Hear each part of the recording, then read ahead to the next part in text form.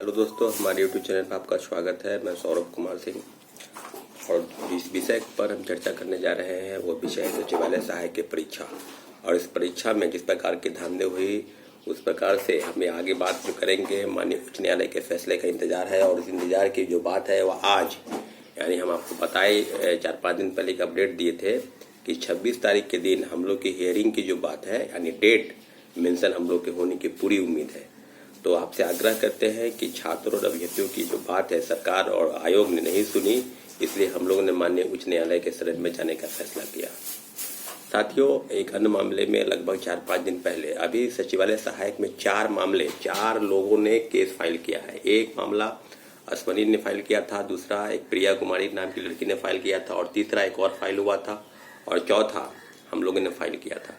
19 मार्च के दिन हमारी फाइलिंग हुई, परंतु अभी तक हम लोगों को डेट नहीं मिला। लगातार हम प्रयास करते रहे, परंतु उम्मीद है कि आज हम लोगों को इस मामले में जो डेट है वो मिल जाएगा। आपको बताते चले कि जो प्रिया कुमारी के मामले में जो सुनवाई हुई और उस मामले में सरकार की तरफ से जो हलफनामा दायर करने के लिए माननीय उच्च न्यायालय ने कहा है, आर्थिक अपराध इकाई की टीम जो जांच कर रही थी, तो जांच के सिलसिले में 2-3 बिंदु पर हम चर्चा करेंगे। जब आप ये देखेंगे कि जब आंदोलन हुआ यानी 4 जनवरी को जब आंदोलन हुआ उसके पहले एक दिन और आंदोलन हुआ था, तो आंदोलन के एक दिन लगभग 4-5 दिन पहले तो एक बात तय हुई थी कि सचिवालय सहायक का जो परीक्षा हुआ है यानी पेपर 23 की प्रथम पाली के जो पेपर है वो परीक्षा समाप्त होने के मात्र 1 मिनट पहले यानी आर्थिक अपराध इकाई की एसआईटी की जो रिपोर्ट आई है उसके लिए सरकार ने कहा कि 1 मिनट पहले पेपर लीक हुआ है, इसलिए बहुत सारे छात्र और अभ्यर्थियों तक ये बात नहीं पहुंच पाई है। पेपर लीक की जो बात है यानी पेपर का जो क्वेश्चन पेपर है वो नहीं पहुंच पाया, इसलिए ये परीक्षा जो है बाधित नहीं हुई है। इसलिए हम इस पेपर को लीक कैंसिल नहीं करते हैं।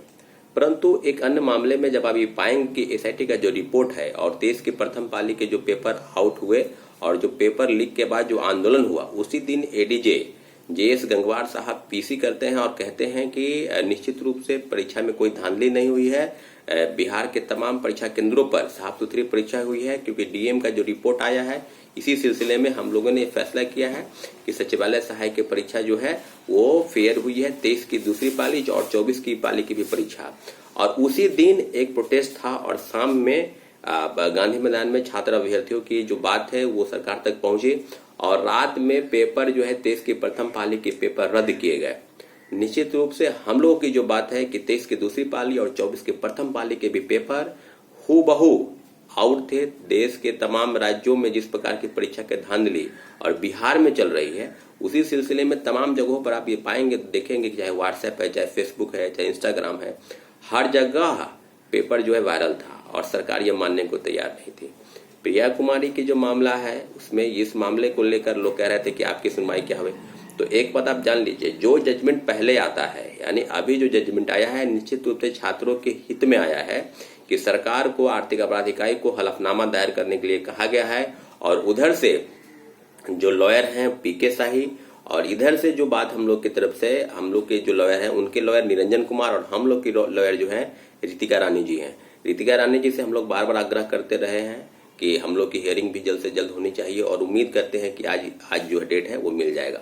1 महीने से कोर्ट बंद था, 19 जून को कोर्ट खुला है। तो अब जो बात ये है कि हम लोग के जो पहले आर प्रसाद के बेंच में था मामला, अब जो मामला है वो मधुरेंद्र प्रसाद के बेंच में आया है, सिंगल बेंच में। तो जो बात अब ये बात कहने के लिए हम लोग के पास जो तर्क है कि 23 की दूसरी पाली और 24 की प्रथम पाली पे हम लोग के पास पुख्ता सबूत है कि सरकार और आयोग के पास अगर जवाब देने के लिए कुछ है। उन्होंने ये भी माना है कि 23 की दूसरी पाली के पेपर जो आउट हुए हैं वो परीक्षा समाप्त होने के 1 मिनट पहले हुए हैं। तो जब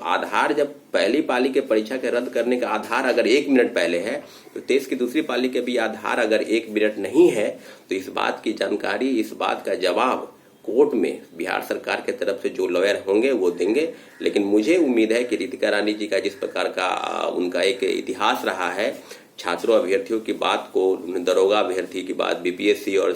सचिवालय सहायक के साथ साथ टीचर की जो बात है, स्टेट वाले जो स्टे की बात है, उन्होंने ये काम किया है। तो हम लोगों की पहली प्राथमिकता ये है कि जो मेंस का जो फॉर्म भरवाया जा रहा है हम लोग आग्रह करते हैं कि सरकार से कोर्ट के माध्यम से आग्रह करेंगे कि मेंस के फॉर्म भरने के साथ ये परीक्षा की तिथि घोषित नहीं हो और जल्द से जल्द 23 की दूसरी पाली और 24 के प्रथम पाली के भी पेपर रद्द किए जाएंगे। मुझे 90% भरोसा है कि पेपर जो है वो रद्द होगा और 23 की दूसरी पाली और 24 की प्रथम पाली। अब कुछ लोगों का एक मानना था कि 5 मार्च को जो परीक्षा हुई, पुनर्परीक्षा हुई, क्या उसका पेपर, भाई 5 मार्च को जो पेपर आउट हुआ 23 की प्रथम पाली वाला, उसका तो परीक्षा हो गया,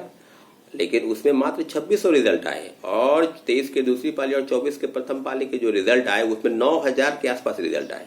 तो इन 11000 के आसपास रिजल्ट को अगर मिला दिया जाए तो इन सब चीजों पर बिंदुवार अगर चर्चा करेंगे तो स्पष्ट पाएंगे कि हम लोगों की जो बात है आपके साथ, और लगातार लोग कमेंट कर रहे हैं कि हम लोग की आधी जीत हुई है, परंतु पूरी जीत के लिए अभी थोड़ा इंतजार करना पड़ेगा, क्योंकि जो मामला कोर्ट में है और कोर्ट के फैसले का सम्मान हम सभी को करना है, चाहे वो फैसला हमारे पक्ष में आए या हमारे खिलाफ। तो अब जो बातें आप तक पहुंचाने की बात है कि आज एक शाम में आपको और अपडेट देंगे, लेकिन अभी फिलहाल ये अपडेट है कि आप इस पर नजर बनाए रखें, क्योंकि 9 लाख अभ्यर्थियों के भविष्य के सवाल पर सरकार गंभीर नहीं है, आयोग गंभीर नहीं है, तब माननीय उच्च न्यायालय ने निश्चित रूप से छात्र अभ्यर्थियों की बात सुनेगी और हम लोग के हक में फैसला आएगा। ठीक है, अगले अपडेट के लिए मिलेंगे, तब तक के लिए आपका धन्यवाद।